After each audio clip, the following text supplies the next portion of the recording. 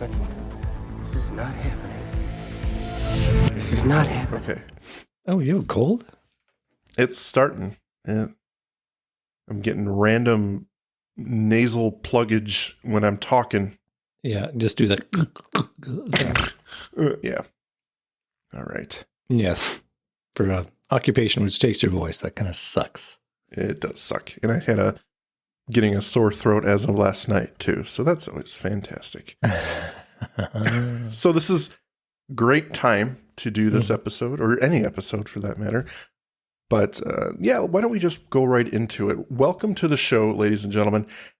I'm your host, Mike. With me, as always, my good friend, Andrew. Hey, what's happening, X-Files fam? Tonight, we wanted to just sit down for a little bit and talk about the X-Files mythology. Where has it been? Where is it going?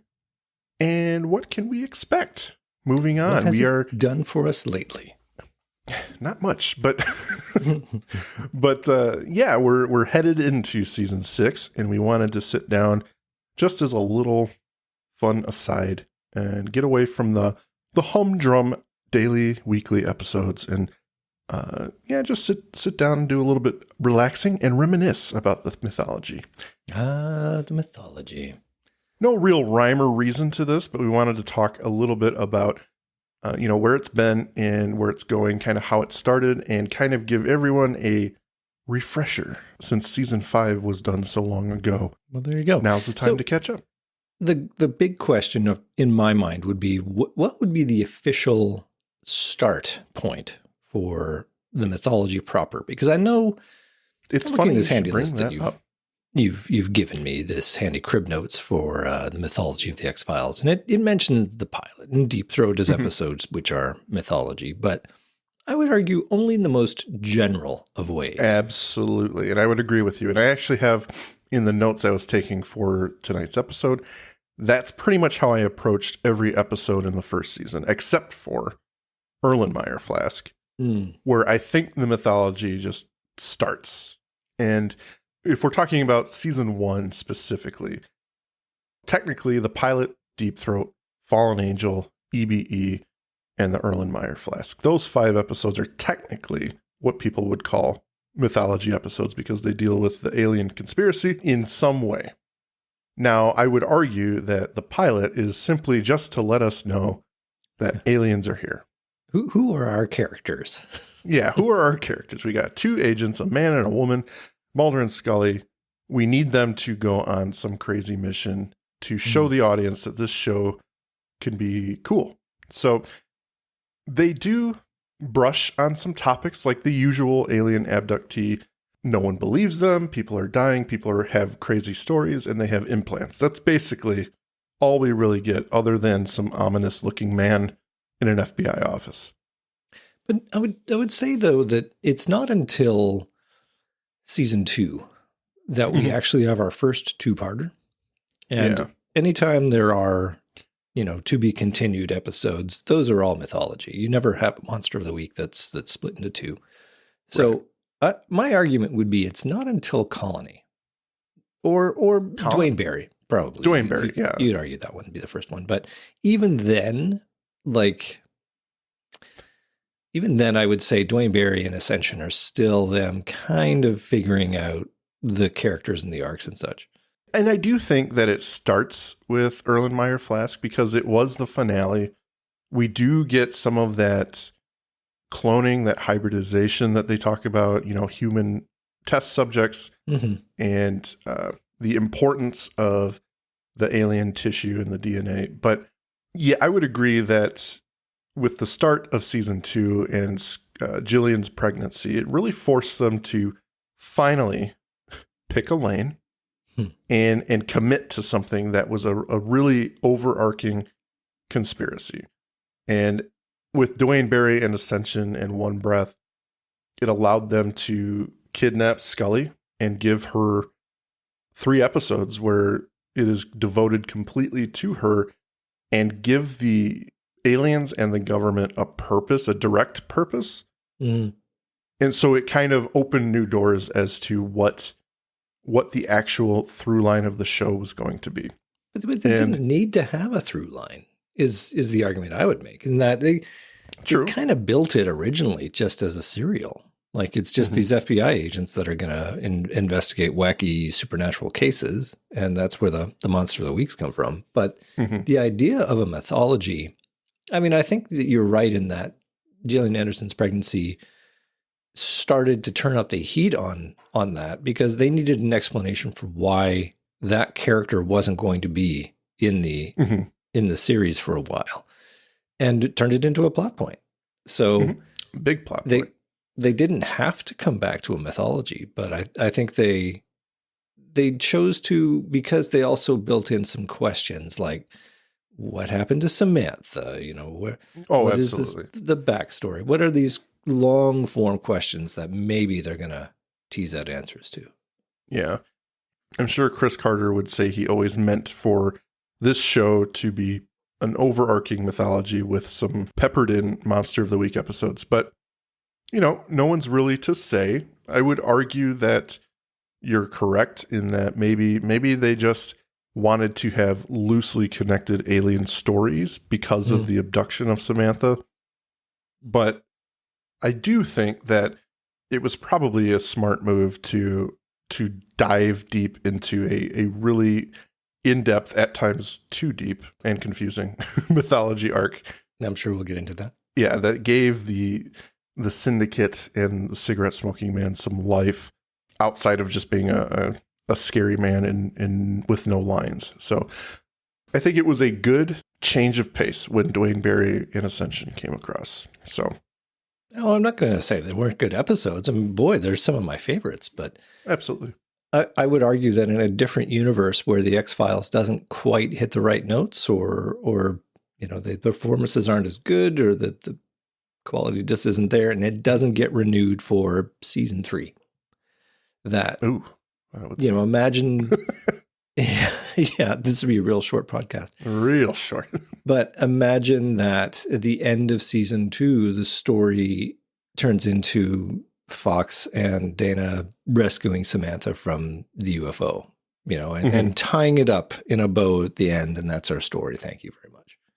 Yeah, that would be quite the different show. And there are different directions they could have gone. And they didn't need necessarily a huge conspiracy with the government involved and the end of the world as we know it. I don't think they needed to go that big. But at the same time, I think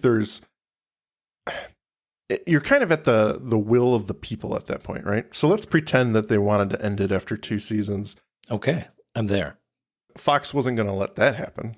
I mean, if they had a hit on their show, they were going to pay what they needed to pay to get these people to stay, which is exactly what they did with. But I think the alternate reality is they don't have a hit. It doesn't resonate with people. Oh, okay. So it's too out there, and it doesn't catch its audience. Okay. I gotcha. So you want to take this all the way? You just want to destroy what we've got here? No. I'm just theorizing. No, I gotcha. And we do not have to spend a lot of time on this. I'm just imagining how it would. It never gets into its stride for mythology. Like they've put their toes in the water, but it seems to be all about the alien conspiracy. And I don't think it's hard to argue that Mulder's motivation is to find his sister. Right. So whatever that end is. Yeah, exactly. To get to the bottom of that. I mean, they decide that it's going to be, you know, clones and such, and they jump into that for Colony. But by the end of season 2, the thrilling cliffhanger, which isn't a cliffhanger because the series ends at season 2 in this alternate universe. Mulder gets blown up by a satchel bomb. That's it, folks. In a train car, dead. A text bleed. The body was never found. No, but it's a thrilling rescue sequence on board a UFO where they find Samantha and drag her out and bring her back. And it's a tearful reunion and they live happily ever after. And they all have dinner together and they go to parties. And it's... go to parties. Wait a second. I guess old man Mulder's dead by now. Most likely. Is he? Which episode is he killed in? He's killed in the final episode.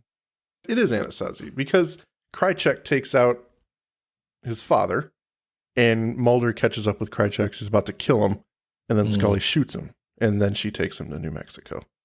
So it is Yes, Anasazi. Anasazi. That's right. All right. So Yes. it's in Anasazi that Krychek kills Bill. So yeah, you have some good stuff, have some bad stuff, Lose his father, but gain his sister. Or they never did that because they it's never the did end of the that. series.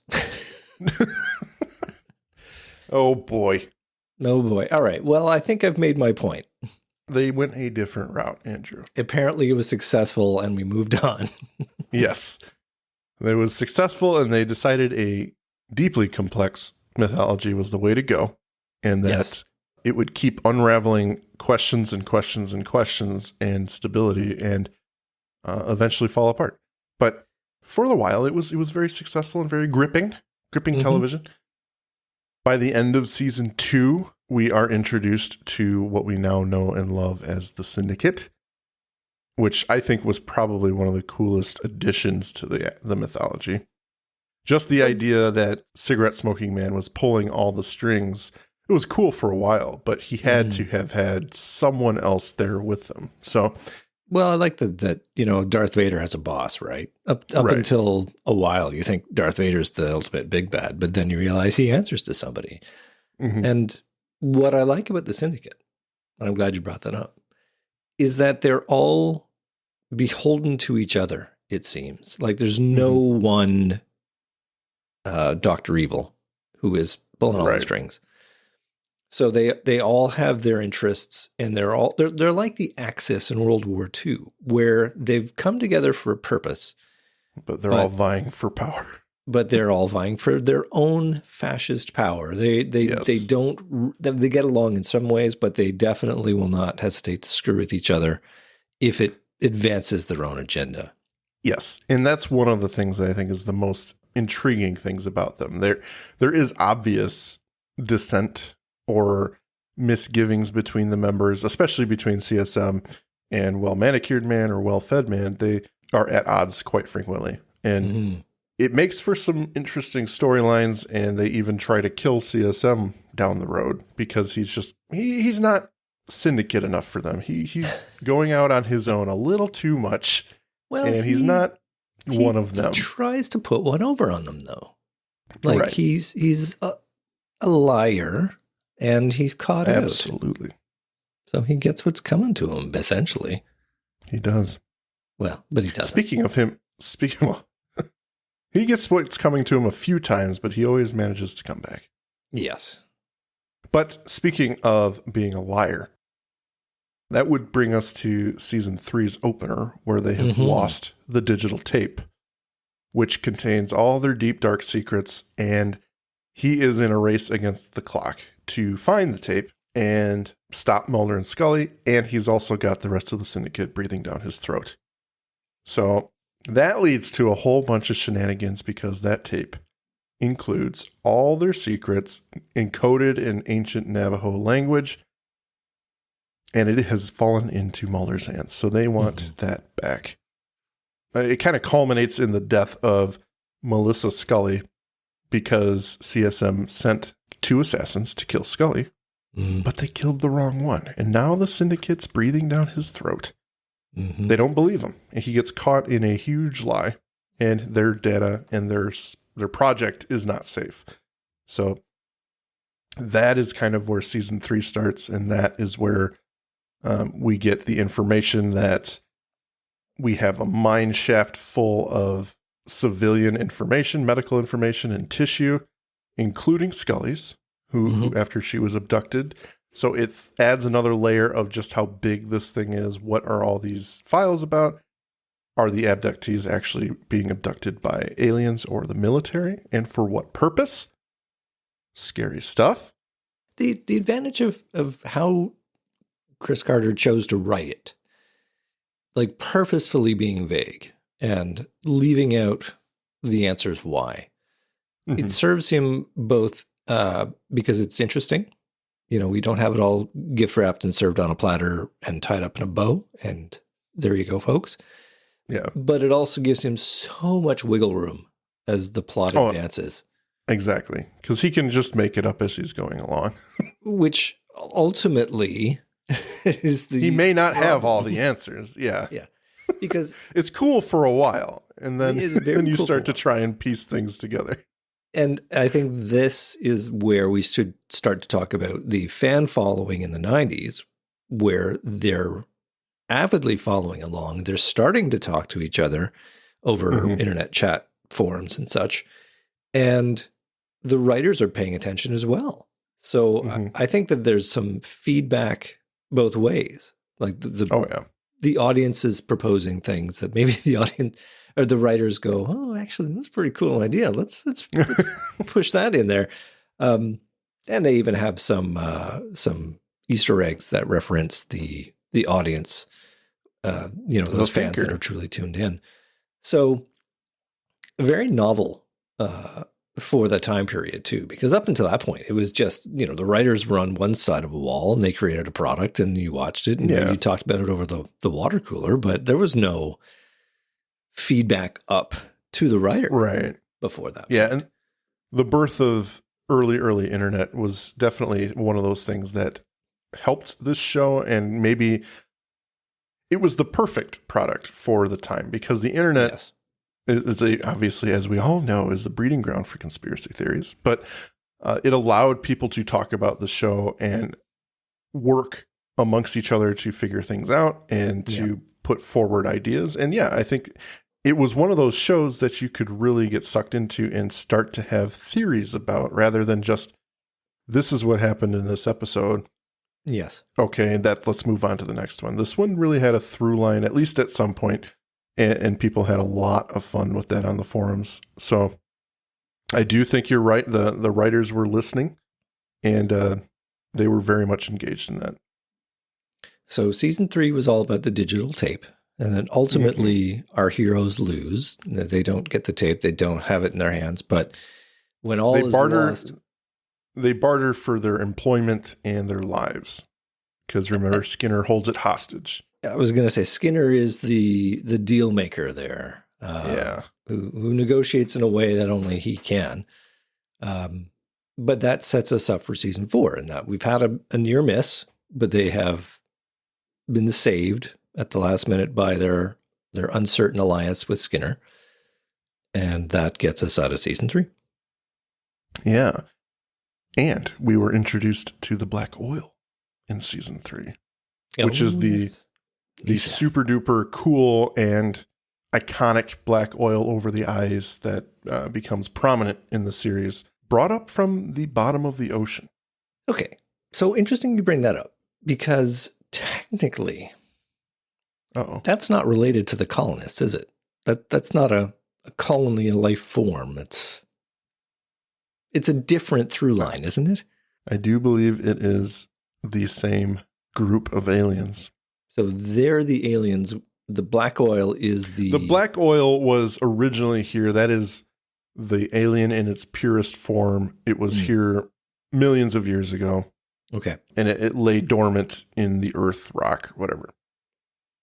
And then I guess out of some hope to inhabit and populate the planet.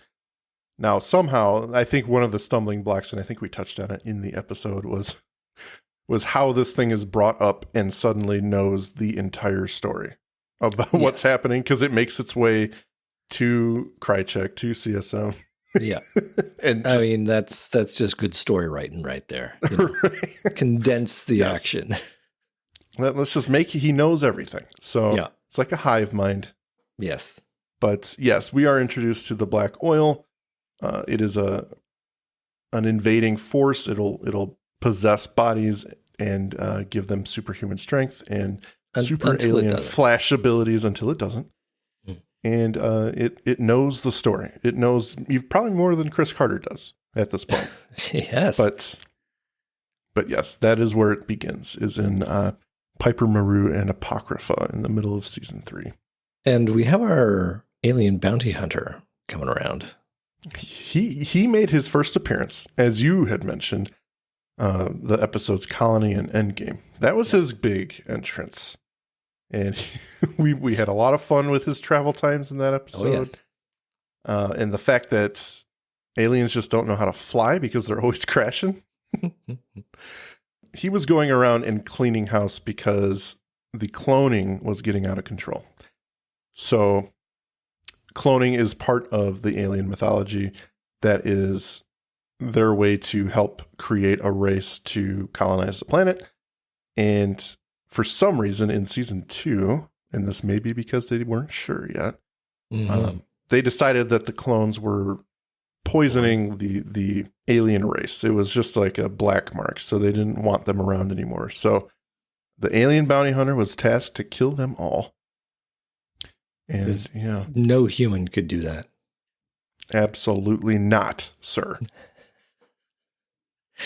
But I also like that, again, this is the Syndicate as a dysfunctional organization. They don't know what they want. Well, and they have multiple things going on with, different project leaders with different styles. I always harp on the idea that the CIA in the 60s with MK Ultra, they just went at it with this abandon, this wild abandon of reckless, confidence that this is just going to work. It wasn't good science, but it was just, let's try this thing. Let's try releasing bees into a schoolyard, and that'll work, right? Right.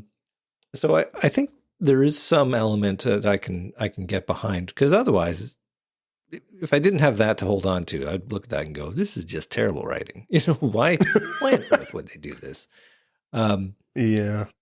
Specifically on the B angle, but for other things like I'm thinking of the tests in Tunguska, pouring the oil on people, and the cloning operation. There are just some things there which are cool for our agents to discover. But if you start peeling back the layers, you start to wonder, why is any of this happening? Right. And they try to bring it together. And I would argue that they do well enough towards the end. As anyone who watched the show already may know, the season 6, in the middle of season 6, is pretty much when this whole thing gets wrapped up. Yeah. After that, the Syndicate and the project, quote unquote, ceases to exist. Spoiler, but it's going to be an exciting 3 months. I do think it can be very confusing, and trying to wrap this up and kind of catch everyone up in like a half-hour episode that we're trying to do right now. Oh, God. Which we're not doing a great job because we're not really going in order, but that's okay. Listen, you're just going to have to go back and listen to all our episodes. That's all there is. Absolutely. This is what this is. Listen if you want to understand. So this is a desperate appeal for more impressions to improve our popularity. Please, for the love of God, go listen. Rate and review. But, I mean, generally, the story is pretty simple. Aliens are going to colonize. In order to save their own skins, this group of men got together because they were high-ranking government officials.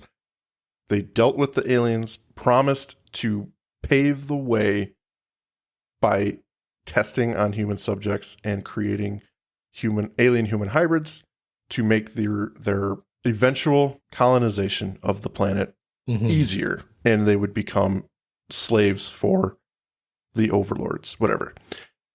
In doing so, they decided to develop a vaccine to save their own skins, unbeknownst to the aliens. And as part of the original deal, they had to give up family members so that the aliens would ensure their compliance in preparing humanity for the eventual takeover. That's why Samantha was taken. That's why Cassandra Spender was taken, and everyone else. They were essentially held hostage. Obviously, it takes a different turn, but that is to ensure that the Syndicate cooperates and does their job. Now, think about it, it's a pretty good plan if you're an alien. It's not bad. Have them work for you. You know, I don't think it's hard to understand. They just do it in such breadcrumb ways that kind of, okay, this week we're going over here. The next mythology episode is going to come at you from this direction. They're related, but you don't really know how, so you really have to think about it. And again, I'm not saying that everything 100% makes sense. It's just the through line is there. You can see it. You just do have to watch it a couple times. And I think you have to interpret some connective tissue. Yeah, because definitely. it's hard to hold it all in your hands at the same time. There's just so many moving parts.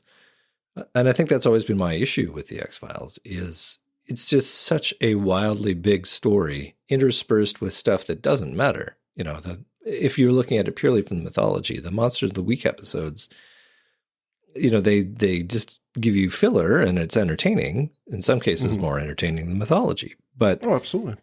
But it unless you have a really good memory, you know, it adds detail when you need to have less detail. It's like watching a 60-hour-long movie. Absolutely. Trying to keep hold of the thread. Yeah, and I would argue that plays to their favor. You know, Absolutely. This was obviously way before streaming. So you can't watch it back to back to back. Yeah. I mean, yes, there were those people who could buy the VHSs and plenty who did. Yeah. But I mean, even that, you still have to wait 3 or 4 months for the next season. Yeah.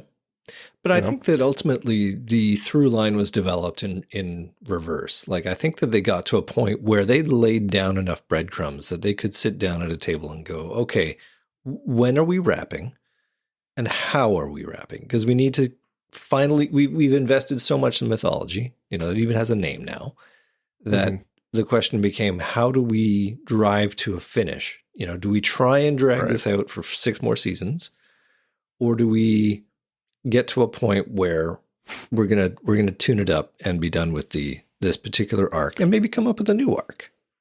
Yeah, and perhaps they did drag out the Syndicate arc a little too long, maybe a season too long, but you know they chose to keep it going, and to their credit, I'll say they chose to end it too. So. They felt in the middle of season 7, kind of the writing was on the wall with the show, and they knew David Duchovny was leaving. So, yeah, I think they chose to do it for what it's worth. I think the mythology up until that point makes enough sense to work, and we got 6 seasons of really good television, really fun television out of it. Now, to your point earlier, what if the show had ended after, say, 2 seasons? I think had the X-Files been like a 2020s show, it probably would have ended after 2 seasons. Because if you think of the mythology we've got between seasons 1 to 6, if you cram that into 1 season, it's really not all that much. If you could tell maybe the story, a couple years out of it, you could tell a could different definitely tell the story. story in 20 episodes, you know, if you wanted to. Yeah. But that wasn't the model that they created for themselves. I mean, the X-Files was developed in an era where syndication ruled. Oh, yeah. Once you had 7 seasons of anything, you could package it and sell it to any network and say, this was the real money. You know, the reruns were, because there was no streaming. You needed content, right? So once you had 7 seasons, that was enough that you could run it on repeat, you know, every week or even every night if you wanted to. It got to at that point. And there would be enough there that any viewer could tune in at any time and would see a quantitatively different episode. But 7 seasons is the magic number. So I think that's what they were targeting. Like they, as a producer, any producer is targeting about 7 seasons. But I think they were victims of their own success. You know, they were making movies, they're making books, they're doing season after season of this show. And ultimately, it's too much for certain actors, right? You know, I think it's worth talking about why David Duchovny decides to walk away from the show. Well, and I think it was just time. He was only contracted for 5, and he got talked into 2 more because the movie had done so well. And, you know, how do you abandon something that's that popular? And money does a lot of things, and that's okay. I mean, in my honest opinion, and we'll cover this, I'm sure, when we get to season 7, you can see it on his face and hear it in his voice. He's done. He's checked out already. There are plenty of episodes where he's so monotone, even for David Duchovny, who is a very monotone person.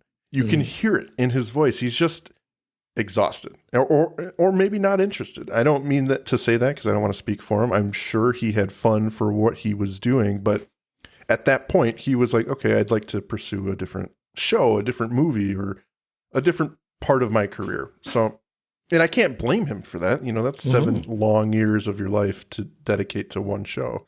Well, and Gillian was feeling the same way. You look at like William Shatner. Yeah. Like he became Captain Kirk for 3 years.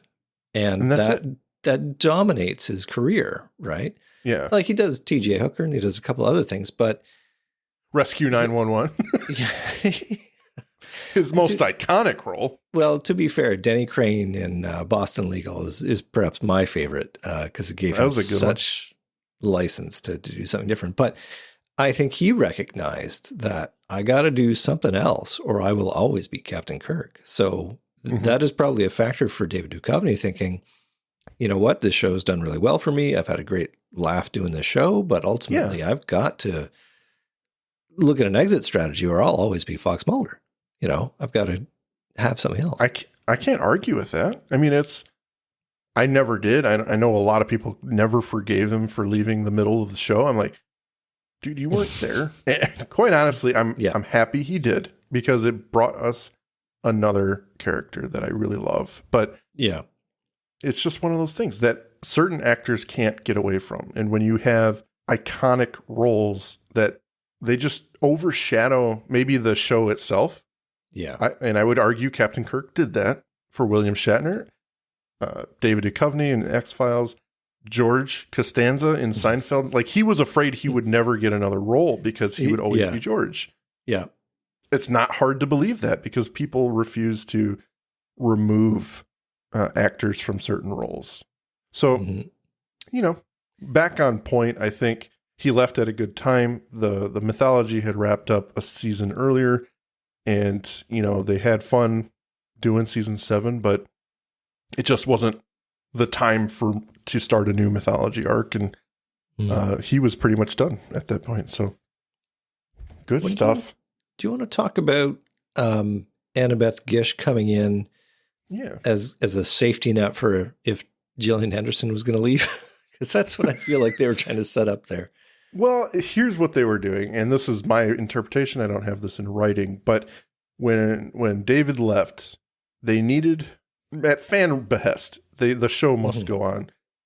Did they want to see it without Fox Mulder? No, but at the same time, they got roped into more seasons, and Chris Carter brings in Robert Patrick as Agent Doggett, and the roles then essentially become flipped, where Scully, she's not your hard and fast believer, but she's seen a lot of shit. And so she becomes the voice of paranormal investigation while Robert Patrick is this hard-nosed New York cop who the meat and potatoes of his career is crime and reality. Anything approaching from any different angle, he's not going to believe in. He doesn't care. So he's essentially the new Scully. Yeah. By season 9, Gillian had stepped back. She chose to, you know, this was her exit, and she took a much lesser role in season 9, and they brought in Annabeth Gish to be a mainstay. And they were hoping, I think, to cast off from the shore with these two new characters and have Mulder and Scully fade into the distance. Didn't work out that way. But I wonder why that was. Like, was it maybe Patrick and Ray's, I should really get everybody's name straight. Robert Patrick and Annabeth Gish decided, you know what? No, I don't want to do X-Files season 10. You know, it wasn't their choice. It was definitely a ratings thing. I think. Oh yeah. I heard somewhere that Chris Carter, he blamed it on 9/11 because people were no longer interested in conspiracy. They wanted to believe good things about their government at that time, and I believe that to an extent. I believe our interests kind of shifted. Yeah. And that's totally understandable in that kind of framework there. But that was one of the reasons that they pulled the plug. The ratings weren't great in season 9. And then, you know, national crisis, possibly global crisis. It's time for the actors to take on the terrorists. And they weren't going to do that. They weren't going to do that. So X-Files goes to the Middle East. Yep. Surprisingly, they didn't take that tactic. Nope. But Turns out it was the aliens. It just overstayed its welcome. I mean, they covered so much ground in 9 seasons. They did. I mean, I know that we're going well outside the mythology conversation. Oh, yeah. So this episode has mutated. Maybe we need to unmutate back to mythology. And so the question I'll have for you is, what is the point at which mythology sort of goes off the rails? Like it gets they add another layer. I mean, I'll just expose my bias. I feel like they added too many layers. Like, oh, absolutely. The connective tissue to make it work suddenly became so unwieldy that you're like, just get it done already or stop teasing me. You know, it just felt like too much. You know, and I think I view it differently than a lot of people. I'm not going to say like, oh, I view it differently. But my problem with the mythology is perhaps that they didn't come in with a plan. Yeah, but and you didn't have that in the 90s. Like no, and I get that, and that's fine. But if you have to put me in a corner and say, where do I think they went wrong? I think some of the stuff in season 1, 2, maybe even 3, there's some stuff where it's like, I'm not sure where this fits in. Even in season 4, I'll say we talked about Tempest Fugit. Yeah. I don't understand that storyline. I don't. And it doesn't make any sense. Why are they doing this? At least say something. Why is the military shooting down an alien craft? Tell us that it's a different race. Something. Give me something. Why is that happening in season 4? Well, they don't tell us anything. We argued at the time that you could have completely not had those episodes and it wouldn't have affected mythology in the least. Right. Like it's interesting as a great episodes. Yeah, as a sort of fact circumstance, like this thought experiment of what would happen if you shot down the UFO in the midst of an abduction. Mm-hmm. Like it's very cool, but it has zero relevance to the overall mythology plot. Yeah. So where did the wheels go off for me? I think it's just I relegate it to the beginning stuff where they didn't know where it was going. Mm-hmm. From season 2 to season 6, I do think it makes enough sense. There are parts when the bounty hunter's killing the clones. I think that's a little confusing at times. Like why now? What is happening that's they're poisoning your race? And why were they there in the first place? They said they wanted to create a race of beings on the planet, but are you part of the project or are you not? So why are you being killed? I don't know. Yeah. They don't really go into that a lot. It makes for good TV. You know, it does. I think what they ultimately say, but it does. Yeah. I think of an episode like Red Museum, which I don't even count that. Technically, if you'll on the list, you won't see that in my notes, and I purposely skipped that. I was using this list I gave you for mythology episodes just as a guide this afternoon while I was making notes, and I skipped well over that one because I disagree. But go ahead, sir. I'm sorry. Well, no, just that is the episode where it's the most sloppy of Syndicate cleaning up their mess, by just leaving a trail of dead bodies. Almost with an exploded warehouse. Yeah, that happens off stage too. I mean, well, all right, why not? I think a case of making it up as you go along. I think it's objectively it's fine. We can apply a pretty high standard for what the show could be, but they were kind of victims of their own success. Like, right. I think they thought they had a hit on their hands, but I don't think that they expected to have to come up with a whole thought out plot, with all the things, the beats they're going to lay out. Like they never had that book going in. So they had this problem of, well, now we have to have it make sense. We've done these cool things, but now people like our show. So what are we going to do about that? Yeah, it is. They're a victim of their own success, I think. And that's not their problem. That's not their fault. They did a good enough job trying to get it to work together. Did they fall into the traps of, well, we always end with a question, so nothing has to make sense in this episode. Yeah, they absolutely fell trapped to that. Yeah. Like when confronted with the inevitable conclusion, they have to ultimately end it. At some point, Sam and Diane are going to get together, and that is theoretically the end of Cheers. Right. So the question has to be when and how, and they very successfully keep that at bay for at least 6 seasons, until ultimately they have to tie a bow on it. And here's the question I'll ask you. Do you feel that they do it in a satisfying way? Yes and no. So what would be better? What should they have done that would have made it better? I do think that if we're going to retroactively talk about the mythology and what they could do better, I would say knock it off with all the questions. It's okay to answer something. And their formula was, okay, let's answer this question, but let's ask 3 new ones by the end of the episode and leave them hanging with that. By season 6, you're left with hundreds of questions that they need to tie up. I get that it's intriguing and it's spycraft and this show is out of this world popular, and they want to keep the fans going, and they want to keep, there's a little bit more meat over here, come fucking meat on a stick in front of someone. It's like, how do we keep people coming? And I think they just took that and ran with it. They didn't really think about the consequences to the story at times, because it gets absolutely lost at times. And by seasons 8 and 9, you're like, what the fuck is happening here? Yeah. But I don't even really count those. The mythology ends with season 6, and arguably season 7 when Mulder gets closure about Samantha's disappearance. Everything after that, I don't really care about.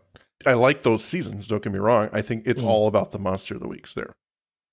There are episodes in season 9 that I just can't watch. I can't sit through because the mythology is so bad, and that's personal preference. But yeah, what was the question? I'm sorry. The question was, what would have made the mythology better? I think fewer questions. They needed to have faith in their audience to come back without being like, how many questions can we ask by the end of this episode and leave you hanging? Do that a little bit, but give us some and let's keep coming back. We're obviously enjoying the show. I don't think all the questions is the only answer. Let me extend on your answer there and suggest that maybe another option is, instead of trying to wrap it up so quickly, like they wrap it up in essentially 3 or 4 episodes, take the whole season to unpack what we've seen. Yeah, they could have done that. Take it a very different direction.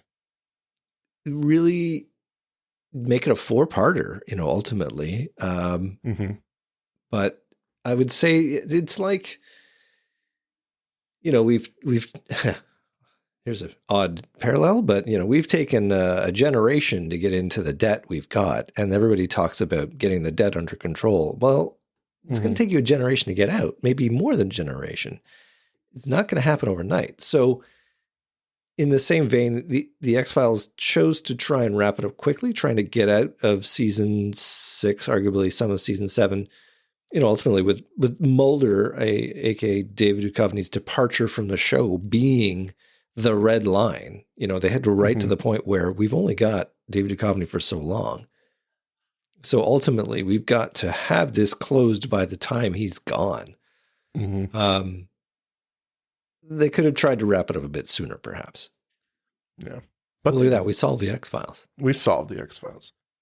And I am one of those believers in the sense that the show was good enough through season 6. For all intents and purposes, it does hang together. But yeah, if you sit down and really pick it apart, you can definitely do that. To your point, if they had taken season 6 to be simply mythology, that would have been very interesting in a couple of ways, because one, that would give them a lot of room to bring in a story and finish off all these dangling questions that they've had.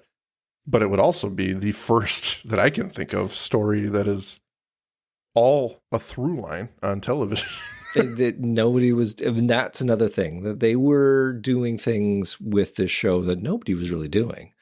Mm-hmm. Like if you had a narrative that was split across episodes, you called it a miniseries. You know, it was a TV event. It was the Thornbirds, but right. You didn't do it in regular serial TV because, again, without streaming, maybe VHS, people being able to record it and watch it again, or TiVo was coming out at this point.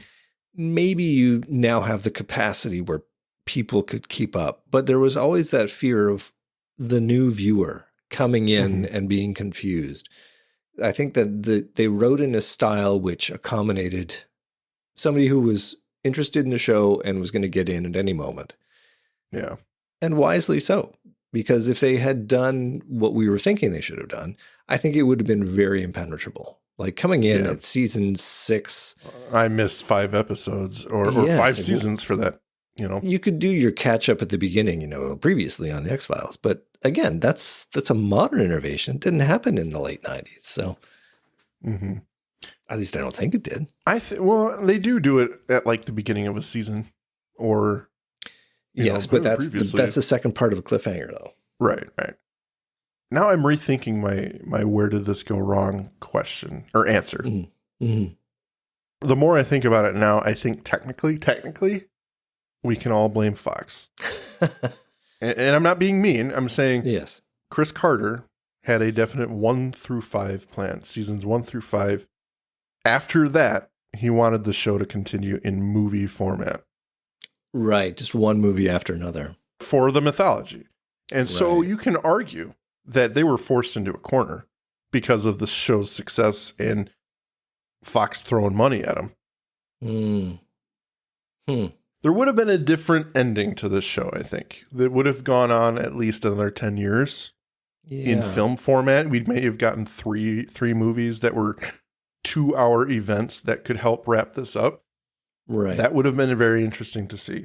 Well, it certainly will very shortly be covering the beginning in season 6. Yep. That very much feels like, we've just left the theater and now we're going to tune into the TV show. We're picking up right where the movie left off. Yep. So one of my first questions is going to be then, would you have to have seen the movie for season 6 to have made sense? For the people who can't see yes and no. You are waggling your fingers, sort of dancing your head around in a wishy-washy, maybe not expression. Maybe not. I'm not sure. But yeah, I think they did pick it up. It's hard because I think you could go into the beginning of season 6 and not have seen it and be like, okay, we're here chasing an alien. You can start there. I don't think to answer your question, probably yes. There is an element that you would be lost if you had not seen the movie. Yeah. But there is an element to that show no matter what. There's an element to any show like that. You can't always just come in. What are you thinking in terms of asking that question? Well, I think for me, the answer is you've probably seen the TV show before. Like if you're a virginal X-Files watcher, it might be a little tricky. But if you've seen the show before, it just feels like any other kind of cold open leading into an episode. I think you get something more by having seen the movie because some of the beats in the movie are echoed in that episode. Yeah. But I don't think it's mandatory to have watched one to understand the other. No, I don't think so. And they also made the movie a little bit more accessible with kind of restating everything with a well-manicured man in the limo. He has that 3-minute monologue that you love so much. It's like, wow, okay, we're going to just learn everything here. And then you are in case you haven't, he just looks at the camera in case you haven't been watching for 5 years. Yeah. But they did it in a way that was engaging. At least it was fun to watch. And even though it felt like parts of it may have been rewritten, parts of the mythology may have been rewritten, it didn't feel like that. I think it came off pretty well, even with the 3-minute exposition. But yeah, I think going into season 6, you'd feel, if you were not an X-Files watcher, I think you could pick that one up pretty quick. They didn't need to know everything up until that point. They just needed to know we're chasing an alien in the desert. Right. And we have to figure out what's going on. Okay. Well, we'll see if that does in fact make sense.